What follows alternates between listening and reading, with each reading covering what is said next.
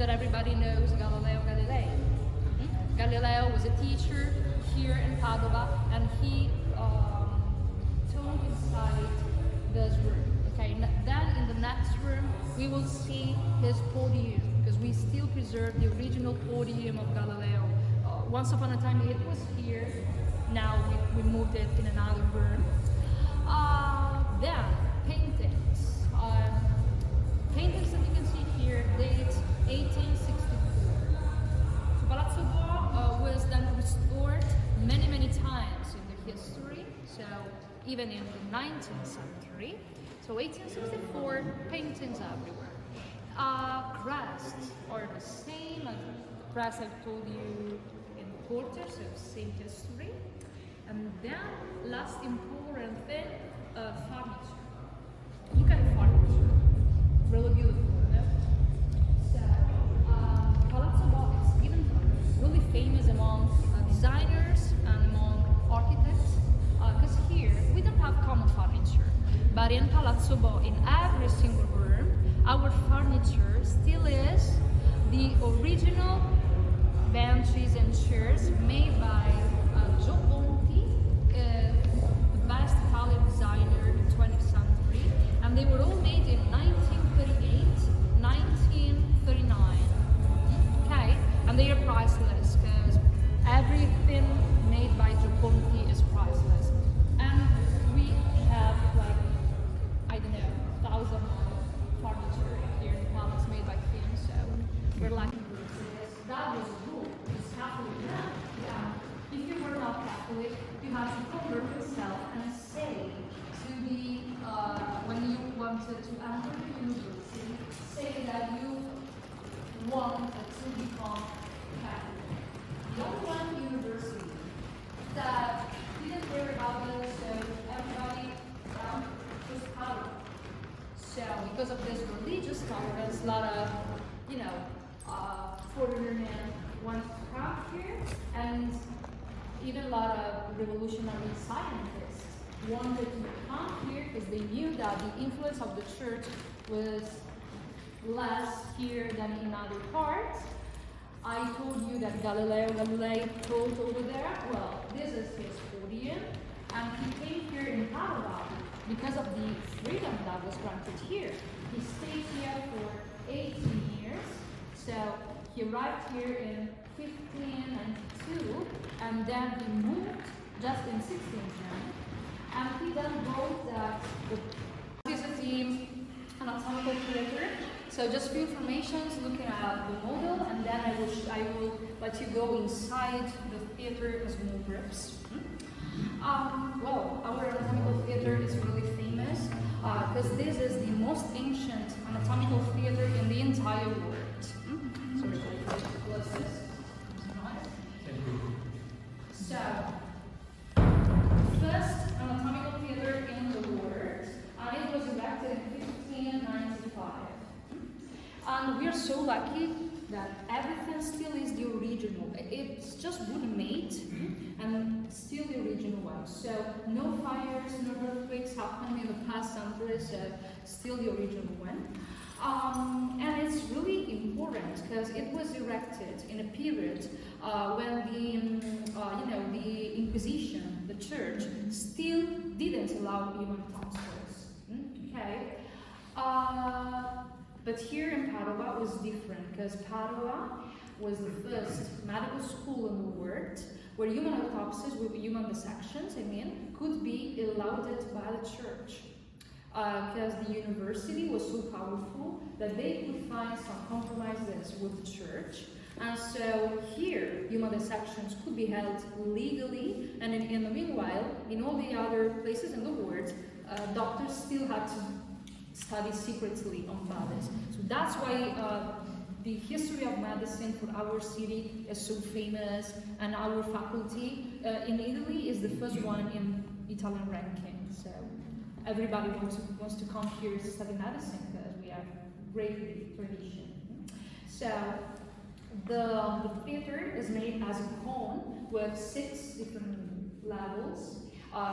Students stood up so that they could watch what was going on downstairs. That was space enough for 250 students, and autopsies were usually held on winter time, just in winter as well, you know. It was easier to preserve the body, and bodies were not of common people, but of criminals usually. So prisoners condemned to death and then killed in the prison, and their bodies was killed in Venezia, okay, in Venice. Their bodies were put upon a boat and brought here to Padova and then studied. And usually every autopsy lasted over 6 or 7 days. They needed a lot of time to study every single part of the body. And when they had finished, they wanted to study the skeleton then, finally, the body was usually boiled.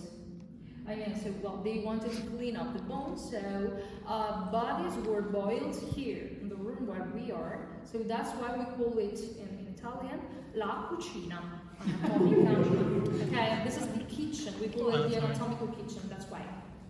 Okay. Yeah. That's all. Now we will visit the theater of the entire. Just mind that nobody is allowed to go on top anymore because it's super fragile.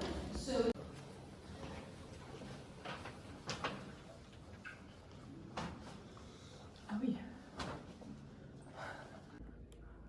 Medicine, biomedical engineers, graduation room.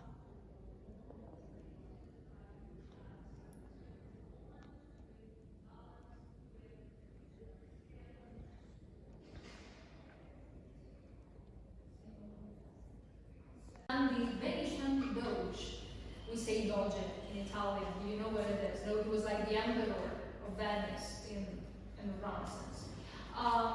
Padova was a belonging of Venice on that time, so the Doge of Venice was even the emperor of Padua. So we can see the Venetian Doge with Venice as a landscape, Venezia with the most important monuments. If you have been to Venice, maybe you can recognize some of them, Rialto Bridge, San Marco Cathedral, and here, Padua, our city. And we can say for sure that these teachers were the law teachers because of their clothes. Really expensive clothes, as you can see here. Just to remember that usually in the Renaissance, a law teachers were the well-paid teachers here. So teachers were not paid in the same way. Subjects were not equal, but teachers were paid according to the importance given of every single subject. Law was the well-paid.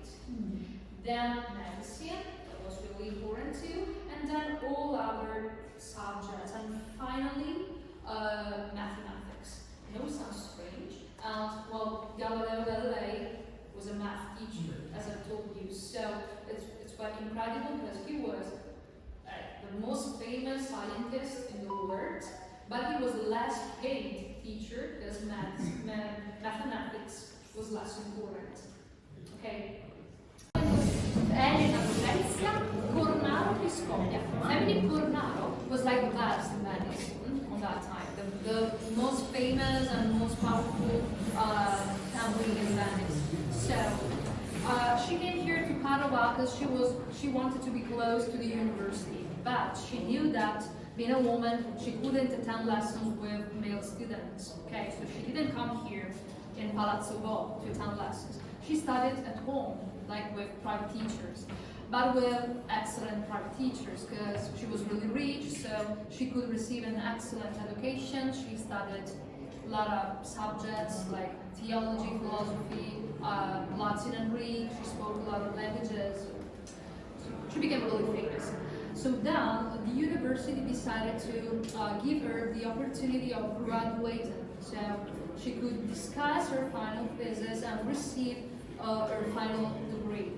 That was a problem because she asked to graduate on theology, and so even if for the university it was okay, the bishop of the city opposed, telling that this man would study theology and she was a woman, so she had then to find a compromise with the church, and so she finally graduated, but on philosophy instead of theology as she actually wanted at the beginning. So 1678, she could finally graduate. And we know that more than 20,000 people came in front of Palazzo Bo, because everybody wanted to listen to her, so the palace was not big enough, and so her ceremony had to be transferred inside the cathedral of the city. It was like the only place in the city big enough, large enough, so it's like ironic, no, because the bishop didn't want her to graduate, but she graduated in his cathedral. So that's the history.